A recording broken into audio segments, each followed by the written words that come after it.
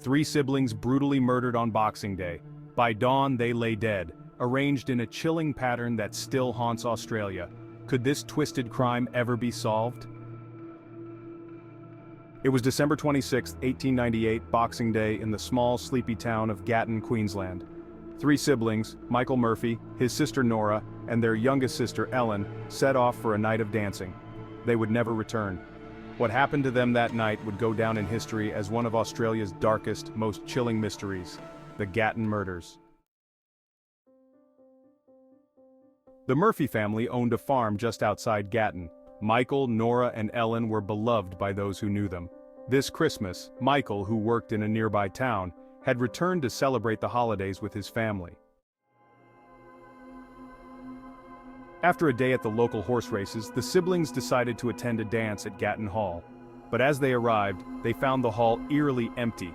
The event had been cancelled.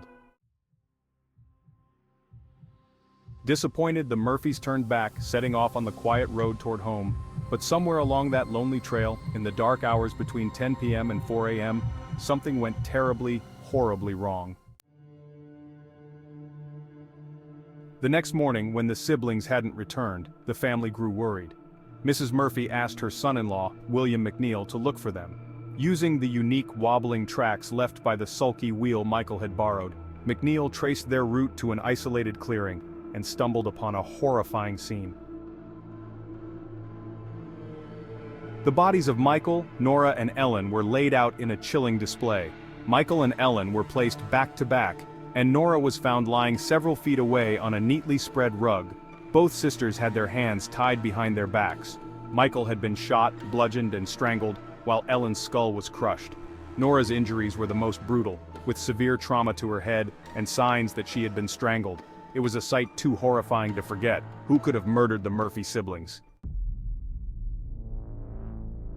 In the panic and shock, McNeil rushed to the local pub to spread the word, causing dozens of curious locals to flood the scene, trampling and disturbing crucial evidence before the police could even arrive. By the time the authorities were called, the crime scene had already been compromised. News of the grisly murders spread across Australia, and the public demanded answers. But the investigation was riddled with missteps and miscommunication. A key suspect was Thomas Day, a local butcher who reportedly had been acting suspiciously in the days leading up to the murders. Witnesses claimed he'd been seen washing blood from his clothes just days after the siblings were killed. As months passed, frustration grew. Local authorities couldn't shake the feeling that something was being hidden, that someone, somewhere, knew more than they were willing to share. The case went cold, but it didn't go away. The Royal Commission eventually stepped in, examining not only the bungled investigation but the police force itself. To this day, over a century later, no one knows who killed Michael, Nora, and Ellen Murphy. Theories abound, from personal vendettas to a lone madman who escaped justice. But the truth remains locked in the shadows, a haunting memory of a family's loss and a community's darkest hour. The Gatton Murders remain one of Australia's oldest and most disturbing mysteries. It's a story that reminds us of the fragility of justice and the pain of unanswered questions. Maybe one day, the truth will finally emerge from the shadows.